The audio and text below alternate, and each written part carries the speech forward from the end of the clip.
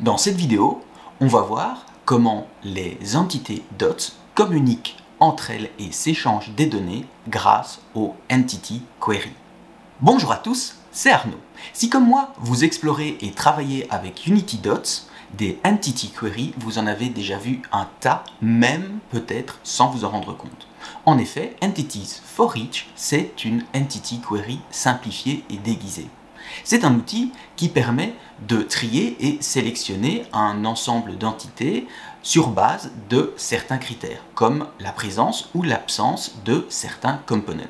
Mais il arrive des situations où les données nécessaires au bon fonctionnement d'une entité se trouvent dans une voire plusieurs autres entités. Du coup, il faut un moyen de communiquer entre celles-ci. Et c'est là que nous allons créer nos propres Entity Query.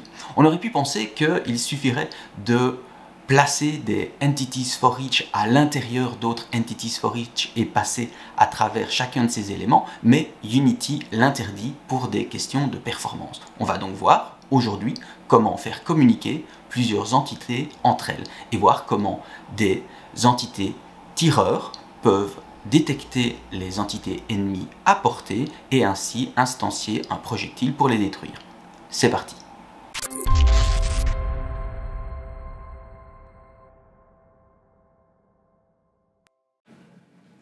Dans la scène MonoBehavior, un objet Entity Container regroupe plus de 8000 ennemis symbolisés par des capsules rouges. Les personnages sont eux des capsules bleues. Un script Entity Container est attaché à cet objet. Dans la fonction Start, il va récupérer tous les ennemis dans une liste pour ensuite leur fournir la position de chaque personnage. Dans la fonction Update de Enemy Container, on va récupérer la liste des ennemis présents sur la scène. Les ennemis vont déterminer le personnage le plus proche, calculer une direction et se tourner vers lui. Ensuite, dans leur fonction Update, les capsules rouges se dirigeront vers leur cible.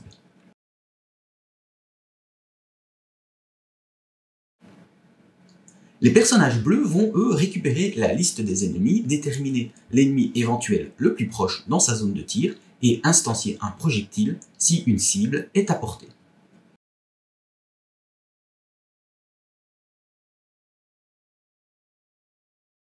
En gros, voilà comment la scène fonctionne.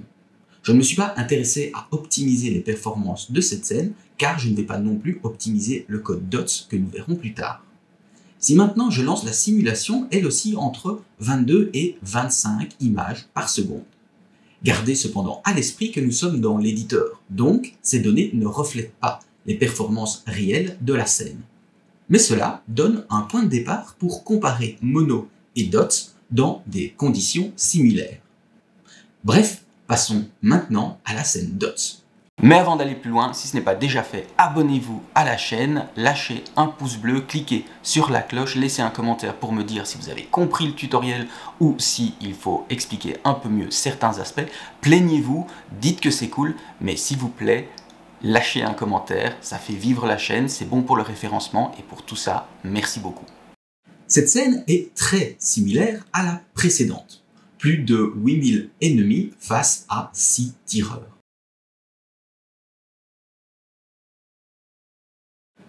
Les capsules rouges sont rangées dans une subscene et tout ce petit monde va être transformé en entité DOTS. Jetons un coup d'œil sur les personnages bleus et sur la manière dont ils vont détecter les ennemis à portée.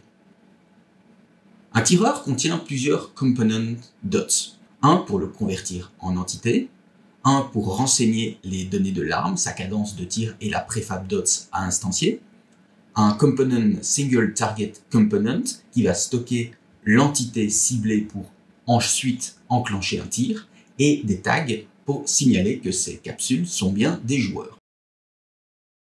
Regardons maintenant comment les personnages bleus vont détecter les cibles heurtées. Dans une classe partielle, Detect Single Nearest Enemy System, héritant de SystemBase, on va commencer par déterminer les critères de sélection pour notre Entity Query grâce à une Entity Query Desk. On peut y placer 3 groupes de critères. Known pour exclure les entités contenant ces components. All pour sélectionner les entités contenant tous ces components. Et any, ici commenté parce qu'on n'en a pas besoin, pour sélectionner les entités contenant au moins un de ces components. Maintenant que les critères de sélection sont fixés, on récupère l'entity query grâce à getEntityQuery et notre description. Dans la fonction onUpdate, on va créer les outils permettant d'extraire de groupes d'entités les components dont nous avons besoin. TranslationTypeHandle permettra de récupérer les components translation. Et EntityTypeHandle permettra d'extraire une liste d'entités. Pour manipuler les données reprises dans l'Entity Query, découpons son contenu en une liste de chunks, une liste de groupes d'entités. Ensuite, EntitiesForEach va alors récupérer les différents tireurs et leur position.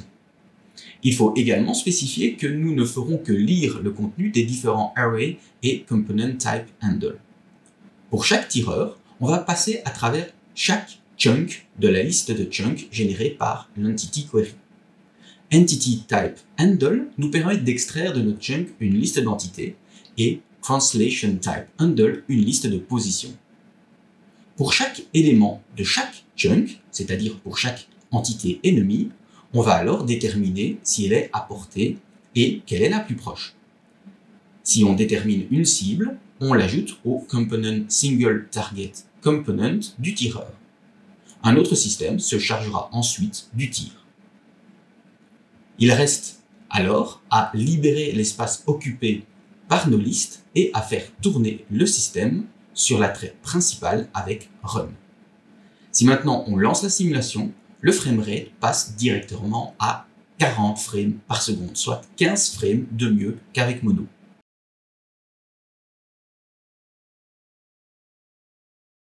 Si on ouvre le profiler, on voit que le système s'exécute sur la traite principale, normale quand on utilise Run. Si maintenant on remplace Run par Schedule parallèle, on passe directement à 45 frames par seconde, soit presque le double de Mono Behavior. Si on ouvre le profiler, on voit bien que le job est maintenant sur une autre traite.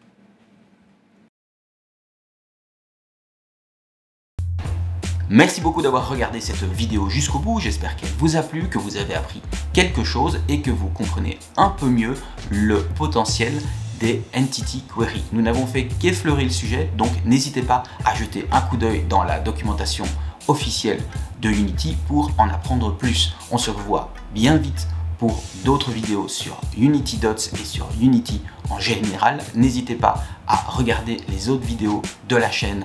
En attendant, les Game Programming Patterns est une série que j'affectionne particulièrement sur la chaîne. Jetez-y un coup d'œil dès maintenant. Je n'ai plus qu'à vous souhaiter une bonne journée, une bonne soirée. À très bientôt. Allez, bisous.